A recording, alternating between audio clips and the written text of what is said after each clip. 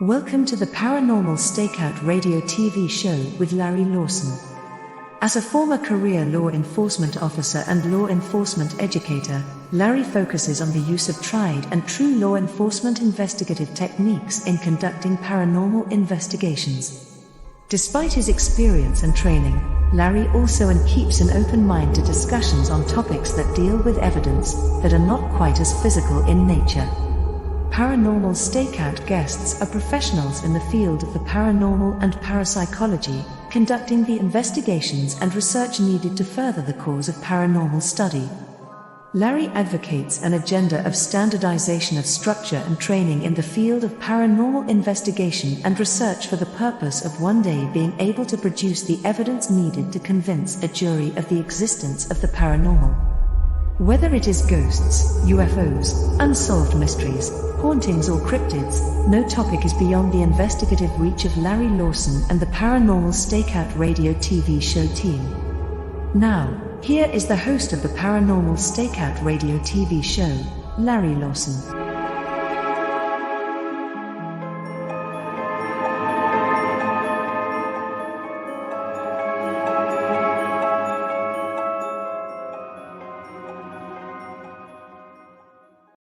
Good evening, everyone, and welcome back to Paranormal Stakeout. I'm your host, Larry Lawson, coming to you from the headquarters of the Florida Bureau of Paranormal Investigation and Indian River Hauntings in beautiful Vero Beach, Florida, just a stone's throw south of Cape Canaveral, where we're seeing rockets go up every day.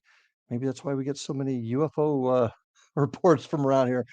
But that's not what we're going to talk about tonight. I've got a great show in store for you. I've got Mr. Steve Dills with us. Steve is a seasoned paranormal investigator with over a decade of experience, and his journey began into the unknown began at a really, really young age. As a young child, he was often disrupted at night in his sleep with things that were happening that defied explanation.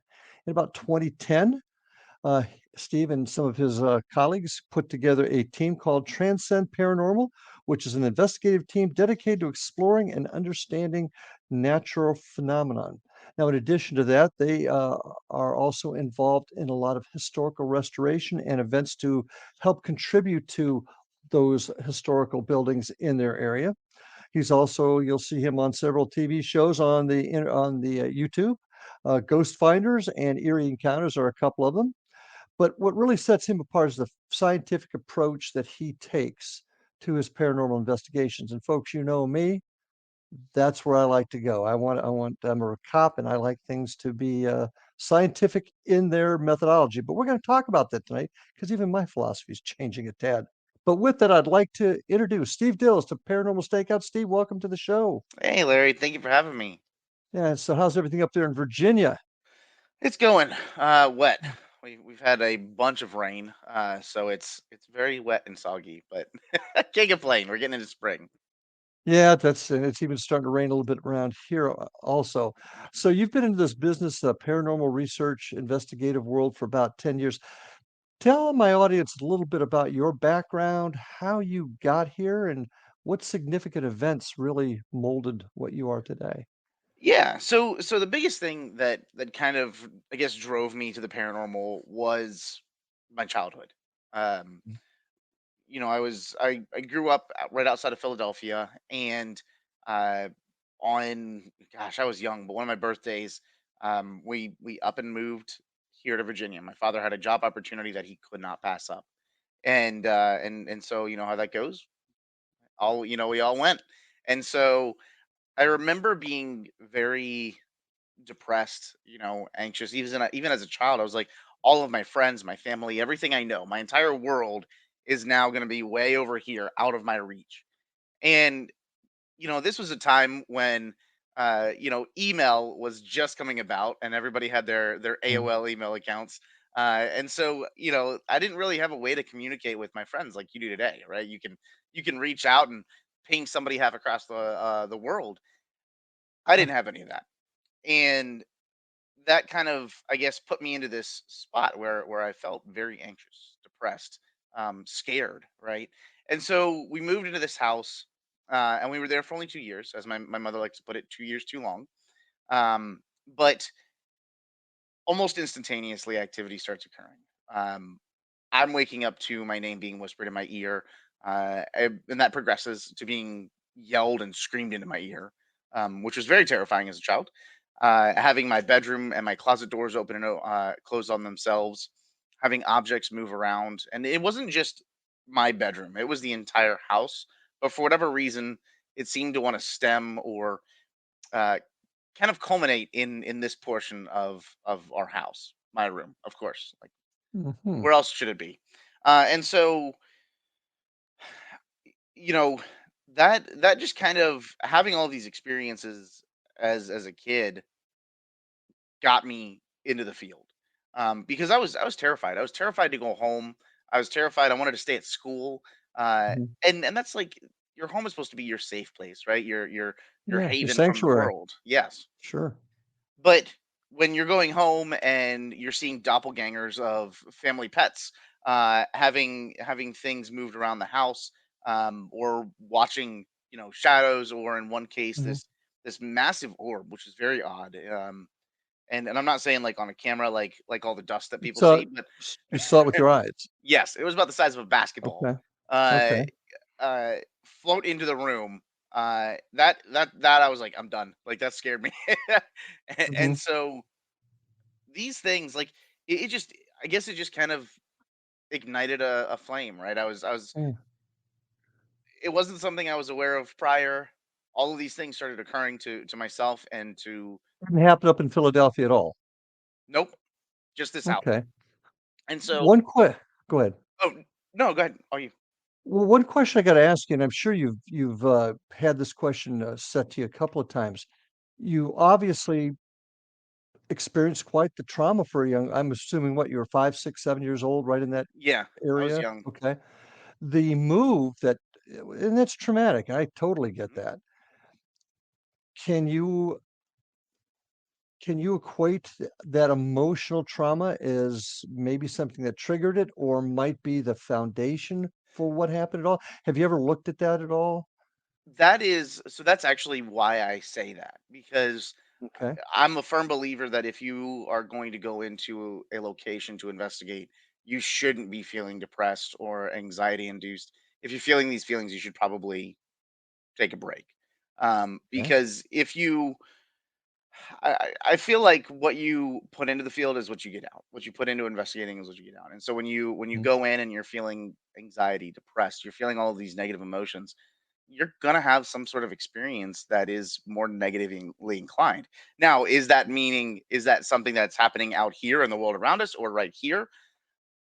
Not sure. I think it's a mix of both.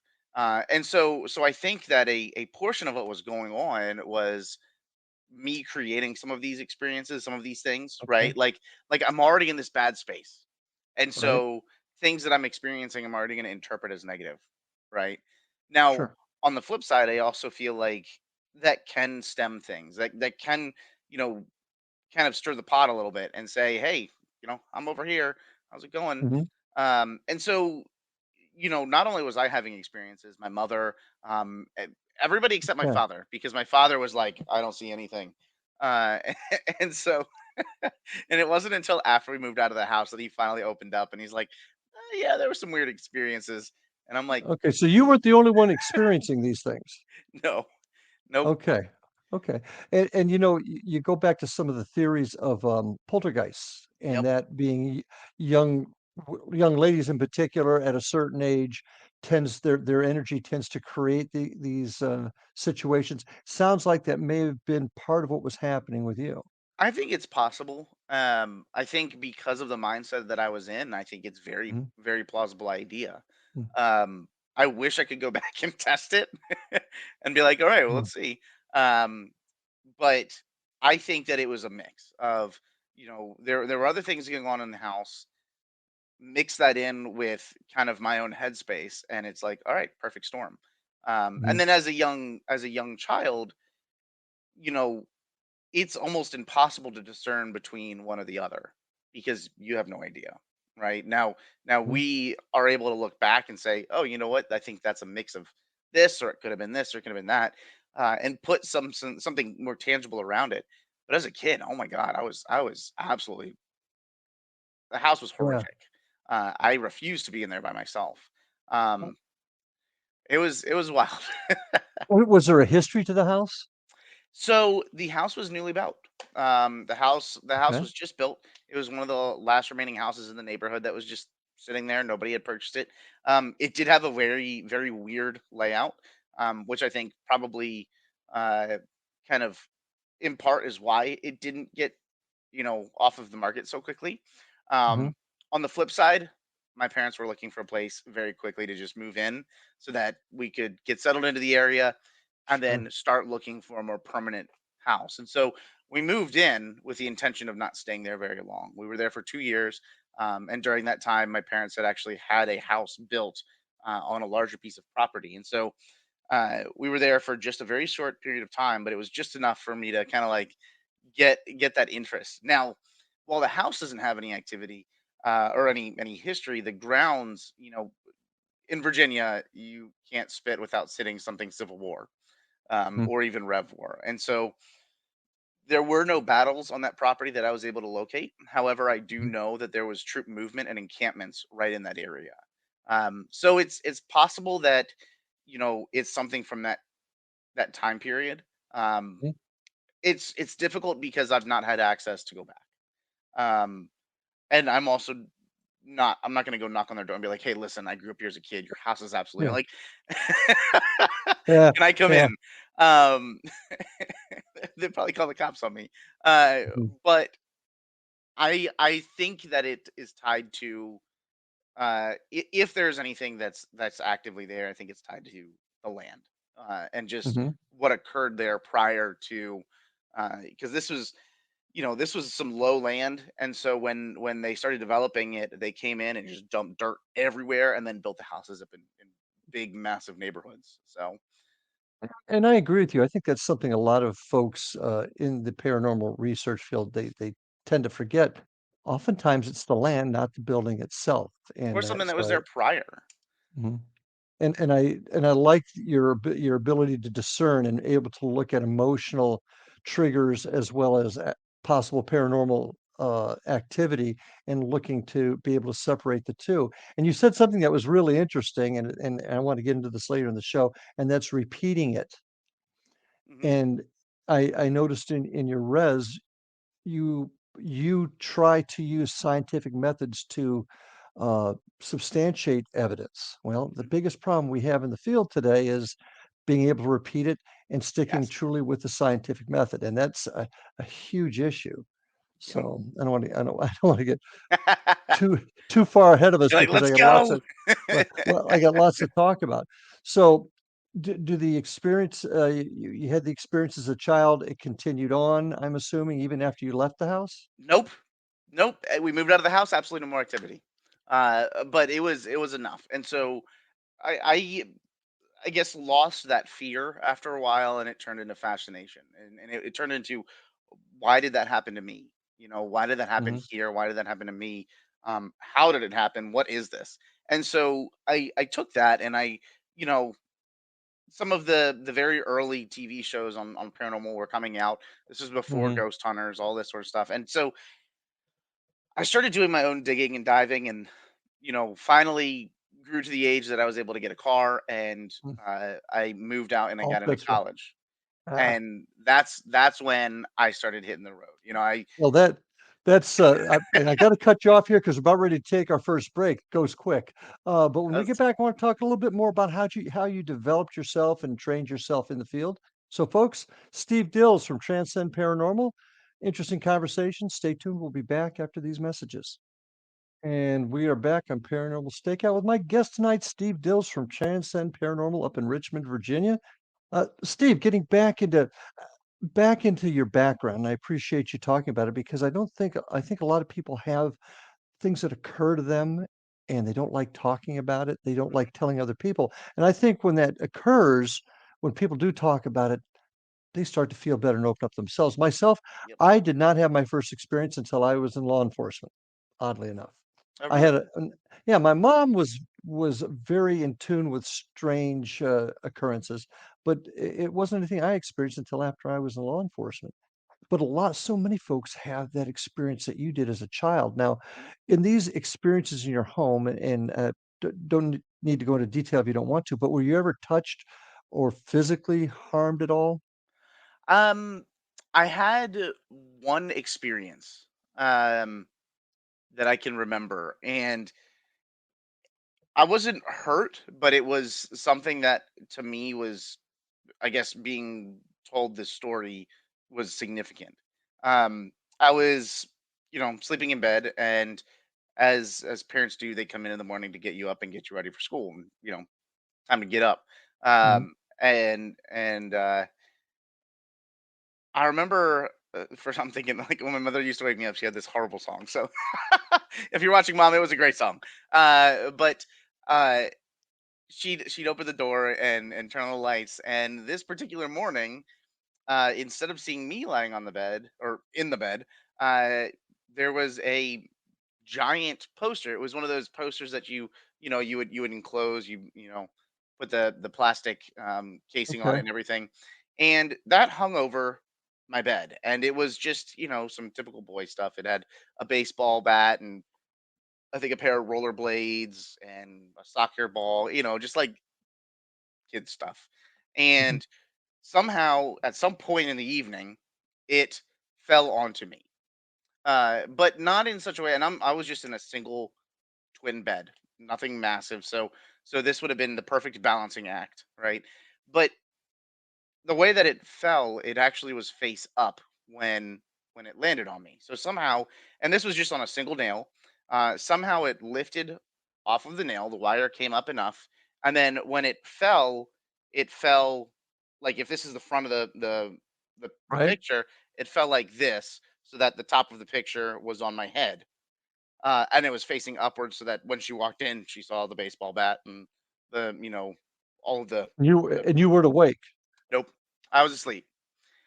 So somehow the nail was still in the wall, and this poster had made its way onto me Mhm. uh, without waking me up. Can one would presume that if it was you had something fall on you, you'd probably wake up. And And that was a very weird experience. was the nail still in the wall? Hmm. So, okay, okay. Yep. And so that was something that obviously I was asleep, so I wasn't aware of it. Uh, Mhm. but this is something like as I got older, my mother told me, she's like, this is really weird, but let me share this with you. And so she kind of dismissed it, didn't say anything to me that particular day because she didn't want me scared. I was already terrified of the house, but uh, she she kind of held it for a little bit and then finally shared it. And it was like just lined up with all the other weird experiences in that house. And ultimately, like I said, that kind of drove my why. um, Mhm. and I knew that I wanted to get into the field.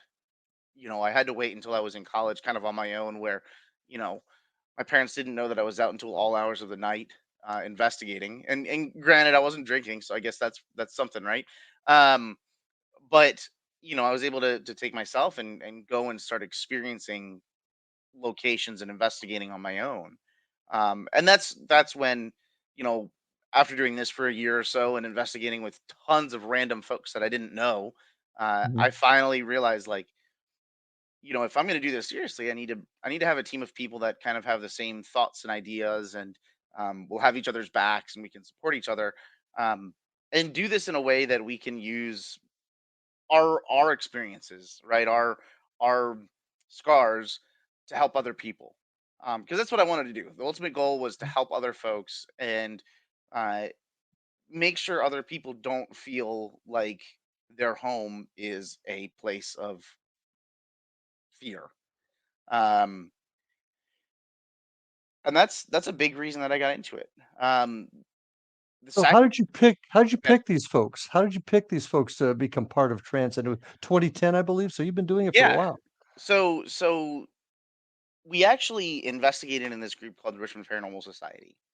Mhm. And at that time, it had been formed, and there was thousands of people in this group. It was a meetup group. If you ever used Meetup way back in the day, and so uh, it was basically this massive group of anybody and everybody that was you know interested in the paranormal, Mm. dark tourists, um, and I call dark tourism like folks that like go on ghost tours and all that sort of stuff. Um, Okay. Anything from people that had been investigating already. It was a massive group, and so let's say they found a place that they wanted to investigate. Somebody would line it up, and then they'd say, okay, the first 10 people they posted out in this group, 10 people that reply get to go. And Mm, I work in IT, so I'm always on the computer. So I had a fairly good chance of being one of those folks. And so I started doing these investigations, and we'd head to a few different locations around here. And I very quickly realized that every single time I would be investigating with sometimes some of the same people, some of the same folks, but then more often than not, it was just be random people that I had never met and I probably wouldn't see again. And I realized that if I'm going to go into a space and it's pitch black, I can't see anybody around me, I probably should do so with people that I know. And so, after kind of chatting with some of the folks on these investigations and some of the people that I had seen, kind of recurring, we mhm. decided, hey, you know what, we're gonna do our own thing. And there was just four of us, and we decided we're gonna take off. We're gonna start investigating ourselves, and build kind of some solidity around this, and we did that actually in 2007, 2007, 2008. So there was a couple of years prior where we were just kind of doing our own thing, and we didn't really have a team per se. We were just us, just doing, Mhm. going to Okay. places. Um, and then 2010, we're like, let's just make it official. Let's, if we're gonna do this, like we've been doing this, we work together well, let's do this. And so that's when we kind of formed the team. And then we've been growing ever since. We're close to like 30 members now, which is a little Oh my. crazy. It's a big team. Yeah. But we're all adults, and everybody is here with a shared goal, which is really nice. And so we all get along and work towards our mission of helping folks and helping historical locations. So you put this team together. 30's a big crew. I've got about It is. 12, and sometimes that can get a little unwieldy. But there's a lot of folks that listen to this show that have an interest in doing research. Many of them are very serious about it. Some are what I like to refer to as paranormal thrill seekers, folks that just like to go out, hear the bump in the night. Hmm. But all of them have a good heart that we deal with. How do you train yourself to become more professional? And then I want to kind of move into what your methodology is, how you investigate. How, Yeah. let's start off by talking about how you train your members. So it's a very interesting topic because a lot of times when teams start out and they're very fresh, you kind of stumble around a lot. One of the big things that we talk about, and how we operate as a team, is acting in such a way that it's a business. We are not a business. This is a passion. This is a huge hobby, a passion, right? None Mhm. of us make money. We lose money. We throw it into travel and gas and hotel stays, but we try to act professional in the sense that this is how we would operate if we were in an office space. You Um, charge? Do you charge for an no, investigation? nope, Okay, no, no, no, good, never, never, never. good. And so we say, okay, obviously some of the easy things. We're not swearing. We're not talking about politics. Some of these sorts of things. Um, but then we also kind of have these team investigations or team building sessions where we'll go into a location. We've got a few home, quote unquote, home locations that we'll investigate. And when we go there, we work together as a team to kind of just, I guess, standardize and formalize how we engage. Whether it's a client, whether it's the public on a public investigation. And so some of the things that we do is, and we didn't start off with this, to be very clear. It took some trial by fire and learning from getting burned on some things, but extent excuse me, extensive client interviews, right? And Mhm. that's for historical locations as well as private residences. So we have a very strenuous, and I hate to use that word, but is a lot more lengthy than a lot of the teams I've seen, um, interview process.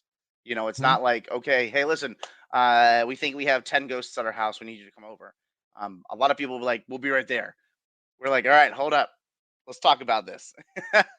And so we have a very lengthy process of interviewing before we even step foot on the property. Why? Why? Tell us why. I think people need to hear this. It's a great question. Because you don't want to get caught with your pants down, I think is a very safe way to say that. When you get on site for some of these locations, it's not always safe. It's not always safe for you. It's not always safe for your team members.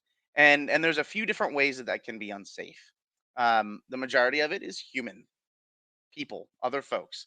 One of the things that we're always looking for when we perform these interviews is people that are thrill seeking. And I'm not in the same way that some of your viewers are, but I'm talking about um, we had one particular case where we went out, and I love using this as an example. We went out, knocked on the door.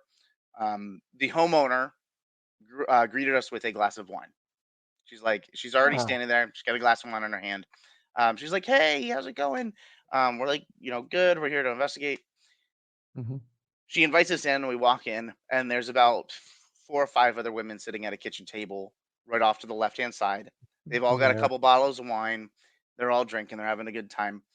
And she's like, "Okay, is this all of you?" And I said, "Well, yeah." And she's like, "Well, what time do the camera crews get here?" And I said, "Excuse me, what do you mean?" She's like, "Well, you guys, you know, do ghost hunts, right?" And I said, "Well, yeah, that's what we're here for." And she's like, "Yeah, but when are the TV folks going to get here? When are the cameras going to get here? I hope you don't mind. I brought some of my friends over because they wanted to see you guys, film and do this." And I was like, "I'm sorry. I think you get the wrong idea." Um, and so we left. I was like, "I'm not doing this." But I think there's a portion that are looking for thrill seeking in that aspect. Some folks are just looking for validation. It doesn't matter what you say. It doesn't matter if it's a cracked window and that's why there is a breeze coming through every 10 seconds. They are just looking for you to validate what they're experiencing, not what's actually occurring. There's other experiences where there's drug use, and that is both illegal drug use and prescribed prescription drug use, and And those can both be issues.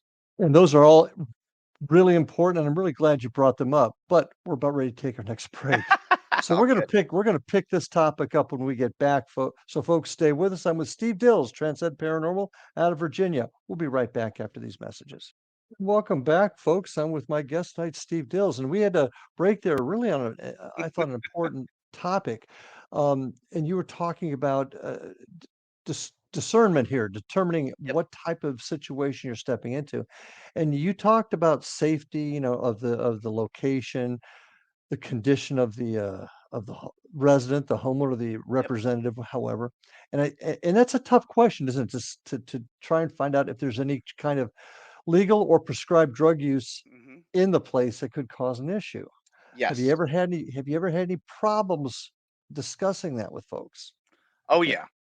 yeah. We had another case where we went out, and this couple, brought us into their home, and they're sharing all of these experiences that they're having, right? And that's Mhm. great. We're gonna get ready to investigate, and he's like, "Oh, by the way, we also have a lot of activity out in the woods out back."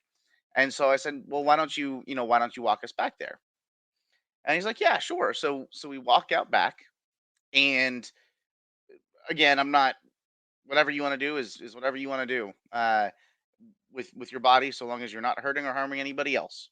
But we walk out back, and there's a number of big trees, and behind each one of them, when we walk out further into the woods, are marijuana plants, and there was a boatload of them.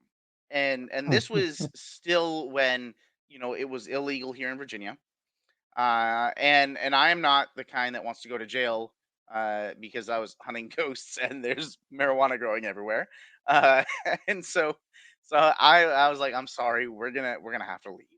And I think he understood. It wasn't anything that we disregarded his experiences or their experiences, but it was Mhm. something that we couldn't be there. Something like this, when you have mind altering substances in play and you're also saying you're experiencing things, how do you discern between the two? And you can't. Well said. Okay, well said. So, you've got that. And then you've got, let's say somebody is taking a number of prescribed drugs. Mhm. It is very hard to identify, okay, well, these two or these three are going to interact with each other in such a way that they can cause audible or visual hallucinations. And so we actually have we share with a another team here named CPRI. we share a Mhm. doctor that they have available, and we can reach out with her and say, hey, listen, I need to get in a little bit of information on this, and this. What Tell me type of what you think. doctor? What Um, medical doctor? yes, medical doctor. Okay, okay. And so she'll kind of give us some information and say, hey, this is what this could do. This is what this, based Interesting. off of what they're saying, etc. And that Mhm. gives us a good basis of, do we move forward with the investigation? The other piece around this is, and it can be rough, but depression, right? There are a number of states, and this is where it's very important to know the laws of the state that you're investigating within. But here in Virginia, let's say you go into a location and somebody is depressed. They're you know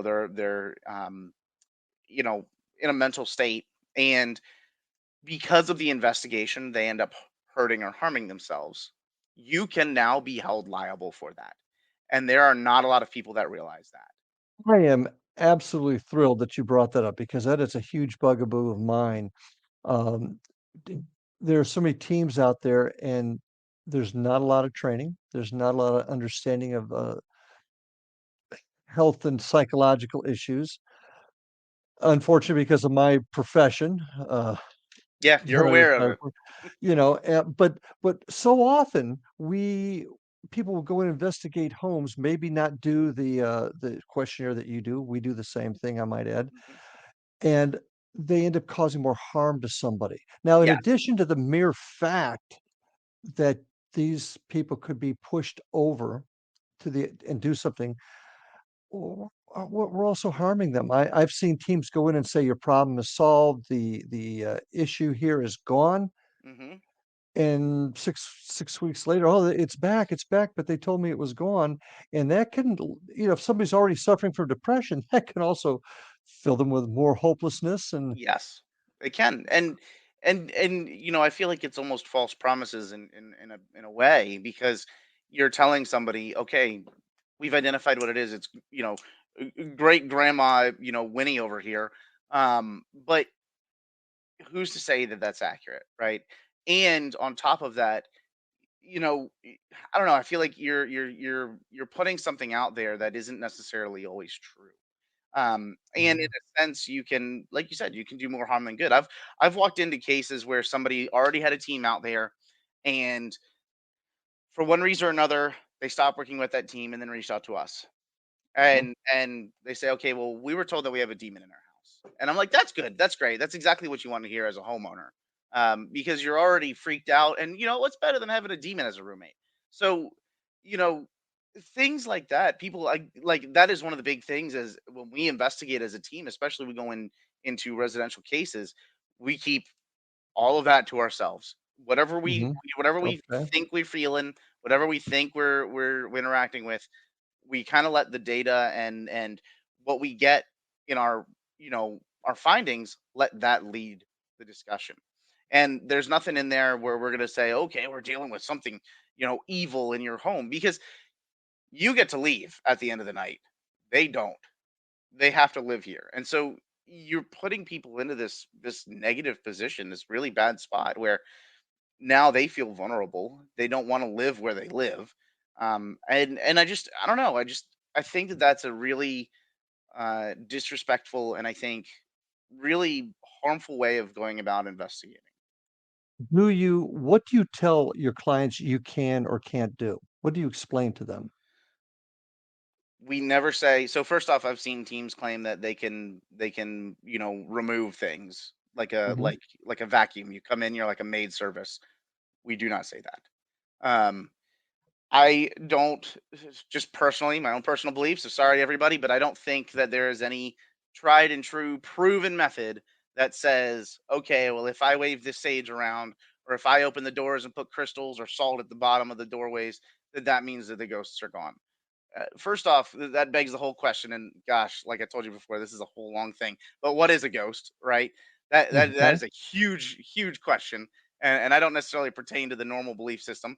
But Alice, secondly, what do you think? Well, let's stop there for a second. What do you think this phenomenon that we call ghosts, apparitions, spirits, what do you think it is? What is your personal I thought? honestly have no idea. And I feel like a lot of people will be like, "Well, you don't know what the heck," and I feel like that is a very sane thing to say. I don't know what it is yet, and I'll tell you why. Because I have not yet, in my own personal experience, I have not had a ghost walk out of a wall and say, "Hi, my name is blank. I lived, X and X years ago. Here's my information. You can find me using whatever."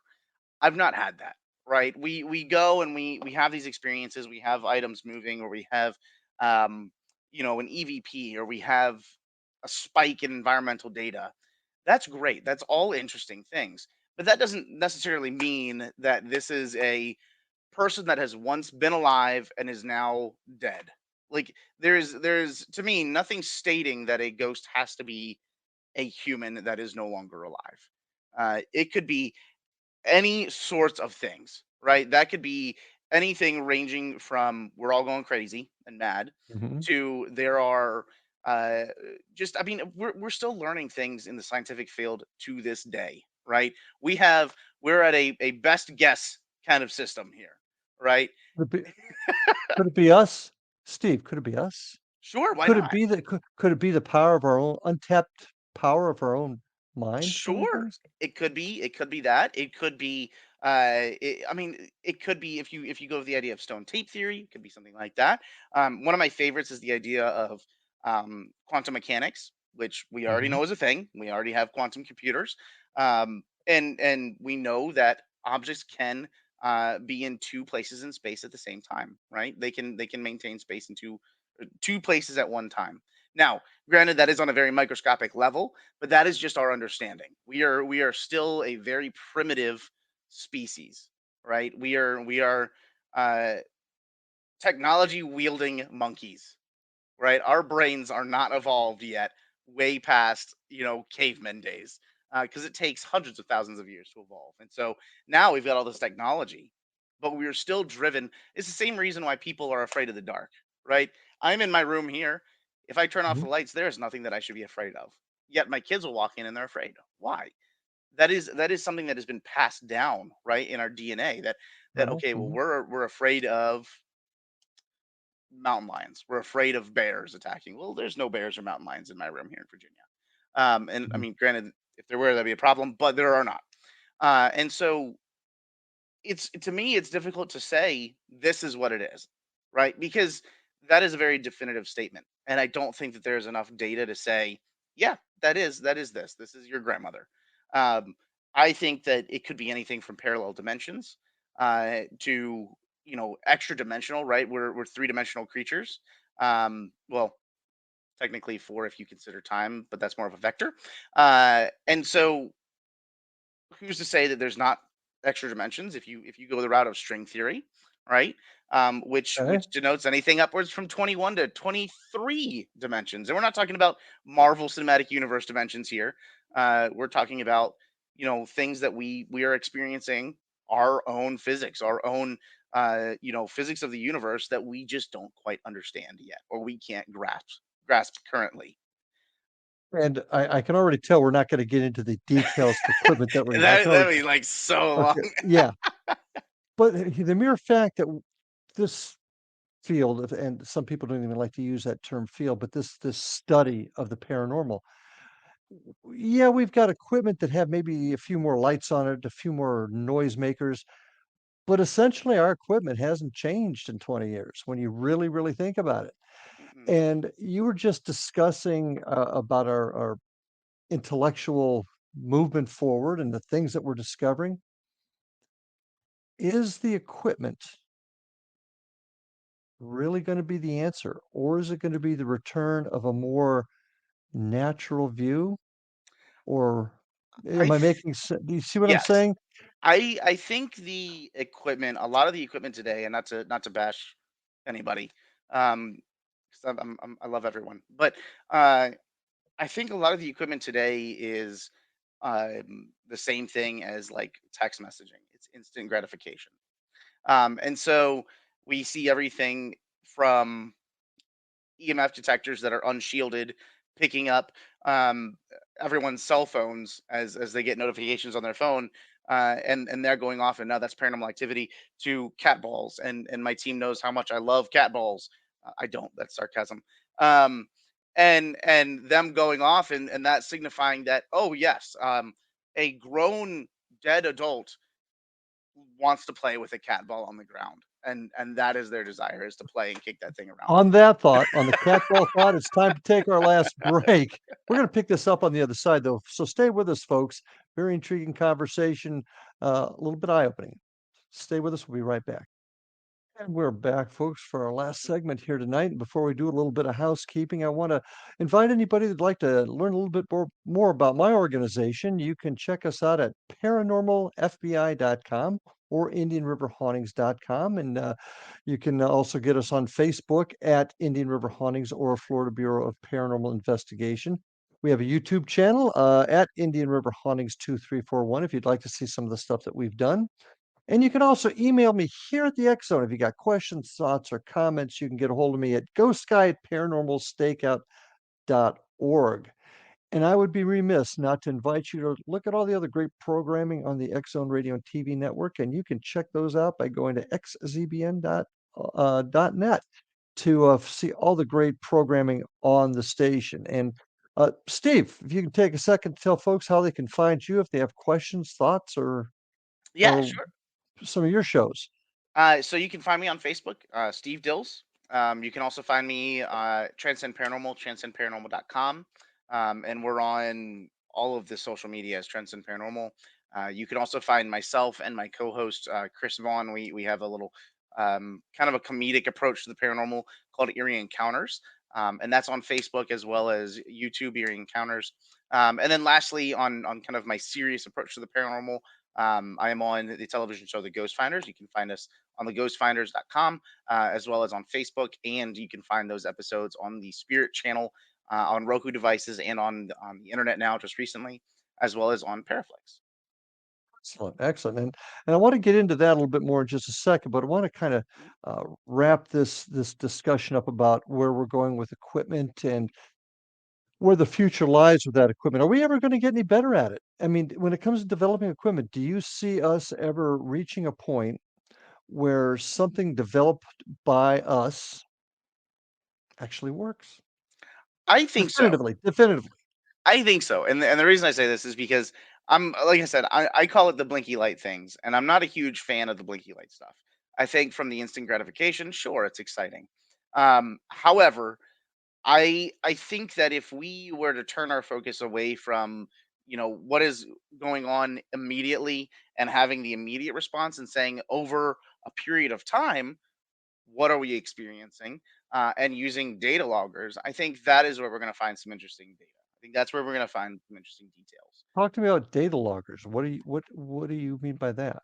Yeah, so environmental data loggers. I own and I love the EDI. EDI Plus. Yeah, Um, that's my favorite piece of equipment, actually. it's great, and there are other data loggers. So don't feel, folks, like, if you want to get into looking at the environmental data, that you have to go that route, because I know that a lot of times they're sold out. The thing I love about the EDI Plus is it is an entry into data logging. It is not very expensive. There are some very expensive data loggers, and the EDI Plus is a very inexpensive way to get started. So I do love it, because of that. I think it's very interesting when you set one of those things down. You don't pick it up and move it. I've seen people Nope. moving them, carrying them around everywhere. But looking at things like barometric pressure, temperature, if Humidity. there's anything's moving, humidity, looking at all of these things across the evening, and saying, okay, we have a spike here, here, here, and then going back in your data, and your video recordings, audio recordings, did I experience anything at that moment in time? And I Mhm. think that, to me, is where we're going to find a little bit more of the set in stone kind of, okay, this is anomalous behavior, this is not normal for this environment. And And that could be, go ahead. no, let's say the best thing about the EDI, I think we need to bring up is you put an SD card in it Hmm. and you put it in, you hit record, Graph it all. and you can even have an experience yourself. You get an EVP, you hear a voice, something moves. but then you can go back and Mhm. look at the data and see at that same time, maybe the temperature dropped, maybe there was a Yes, vibration, all exactly. correlating data. Okay. And that is something that, again, I'll throw CPRI's name out there. Um, Great folks, very, very scientific driven. And one of the interesting things that they have found, and then we've been finding following up on their research, is spikes in barometric pressure as well as spikes in ionizing radiation immediately during, prior, or immediately after some sort of preternatural activity, some sort of anomalous behavior in the environment. And that could be anything from hearing footsteps, an EVP, whatever, right? But we're Mhm, seeing spikes in something in the environment. And to mhm. me, that's wildly interesting. You know, I love history. I love taking things from a historical standpoint. You However, have to. seeing the data on this and saying, okay, well, we heard footsteps, and at the same time, we're seeing a spike in ionizing radiation. Mhm. That is wild. Like that is something. Now I have something tangible. I can pick this up, Exactly. hold it. I can look at it, and I can say, look, I got a data point that says this shouldn't happen. We shouldn't see, Mhm, you know, ionizing radiation of this magnitude on the second floor of a building where the base reading is 5. You know, mhm, you should not see that. And now here we are. And for 1 second, mhm, if you stood there, you probably could no longer have kids. But but the point still stands. And we've, to that effect of going back and going back and going back and trying these things, we've investigated some of these locations for well over 12 years, where we've mhm, set up the data, the equipment the same way to see, did we get false reports? Is this something that we can reproduce? Is this something that, what, the equipment was buggy that night or something? And it's mhm, interesting. I mean, there are nights where we'll get one or two spikes, nights where we'll get nothing. Um, mhm, but it's always interesting because it tends to be around when an experience, something anomalous is occurring in the environment. And to me, that's where I see progress can be made, is utilizing tried and true actual scientific mhm, approach. Now, that does not mean that, I'm a firm believer that there's more than one way to skin a cat. And I don't want to discredit or discount anybody. So if there are folks that are mediums or psychics, granted, there's a small subset of people that I feel like may be gifted in that. But I don't, I take everything with a grain of salt. And so, some of the interesting things that I'd love to see, and some of the things that we've discussed as a team is, okay, when you are, you know, going through that mediumship, when you're going through that and you're picking up information or whatnot, first off, not just taking that, oh yeah, it is little Jimmy. But can we find historical context on this? Does this make sense with the location? If not, what exactly is this that we're mhm, picking up? Is this just, you know, for lack of a better term, junk? But then, mhm, secondly, what's going on in the environment around them at that same time? Are we seeing spikes in something when they're doing, this, performing this reading, that they're getting this information? And so, a lot of people say that you can't apply the metaphysical because that is very pseudo, um, to a scientific approach. I think you can. It is a little clunky and weird. But I do find it very interesting when you take the experiences that folks have had from that side of the field, take the science and the history, and look at them all across the board and say, okay, well, that's interesting because, we did have and I'm going to take this from the tavern, a Cleaver's Chisholm here. Somebody got the name Clive, and that's what he used to go by as his nickname. And we also saw a spike in, barometric pressure at the same time that they're starting to pick this stuff up. Um, to me, like, if I can look at that all across the board, it's interesting. So and I agree, and yes, it's tough to apply the scientific method to what we do, but I think by working together, we can find a way to do that, and that's where we have to go. So into this next question then, how do we police ourselves? How do we get to the point where we're all on the same page? We're all we that doesn't mean we have to have different philosophies, that yeah, doesn't mean we have to be all robots, but we've gotta have some sort of foundation. We've also gotta get rid of the frauds, the charlatans, the people that maybe that's even even aren't don't intend to hurt somebody, but they do Nope. because of how they handle themselves. How do we police ourselves, Steve Dills? That is a great question. That's the $1,000,000 question. I'm not sure. I wish I had an answer on how do we make sure that, and not like you said, not something that we're, everybody must do this. You must take off your shoes. You must turn left 3 times Right. before you enter the building. Um, but to the point that we standardize the data so that, and it's not necessarily the data, but how we collect that. Thank Um, you. and I think by to me, it's just sharing knowledge. I think I've seen tons of teams and tons of individuals where they'll have some sort of piece of information, right? And they'll be like, well, this is my piece of information. I'm gonna hold this over here away from everybody. And I'm not gonna tell anybody about this, but it could benefit everybody, but I don't care, it's mine. Um I think that is harmful. I think it's detrimental. And I think, it's the same thing as to me where you say, well, I'm valuable at my job because I'm the only one that knows how to do it because I haven't taught anybody else how to do it. That's not true, and you can be easily replaced. And I think that we need to get away from, set egos aside, set aside all of that stuff and that muck, and say, hey, listen, this is interesting. Everybody, take a look at this. Um, we also, as a whole, need to be open to discussion. There's a lot of people that will clam up immediately when you say, you know what, I think that that's actually dust, or I think that that's a spider very close to the lens. And I'm referring to like ring cameras. Uh, but there are people that just they want to believe, regardless of if it's true or not, regardless of if that is dust, right? Or Mm-hmm. that is mold or mildew or whatever. It does not matter. They will not listen to you because this is what they want to believe. This is what they need to believe. And we've got that on both sides, don't we? We've got some folks that even the slightest bump is Aunt Gertrude coming back to visit, and you can't Hmm. convince them otherwise. And you've got other folks, how I like to describe it, if Abe Lincoln came down, pulled out a chair, sat down, said, you described it earlier, sort of, Yep. my name's Abe, and this is where I'm at, and this is what happened to the other side, and here I am. Even if it happened to somebody right in front of them, they wouldn't believe it either. So we've got it on both sides, and we've got to come together because nobody can deny something's happening. Yes. And I think that's the thing is you look back generations after generations after generations after generations, hundreds of thousands of years, and you see that these experiences are shared, right? These Mhm. things are shared, and they're not shared in the sense that, you know, somebody had this experience over here and they wrote it down and sent it over here. No, these people are having experiences all across the world that are very similar in activity.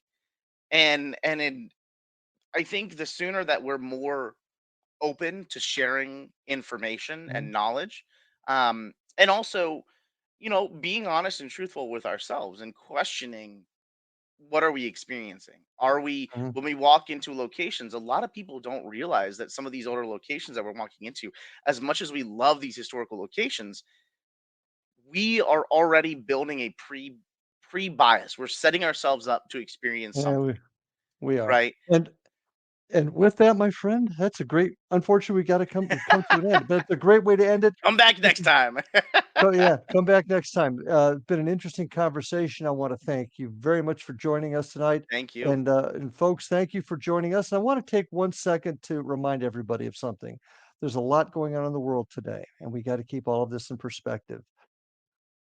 Please help one another. Please be kind to one another. Hug your kids, love your family, because folks, that's where it's at. But keep all of this in perspective and understand the world that's going on around us is a tough place right now. So with that, take care, have a great night, and we'll see you on the other side. Good night, all.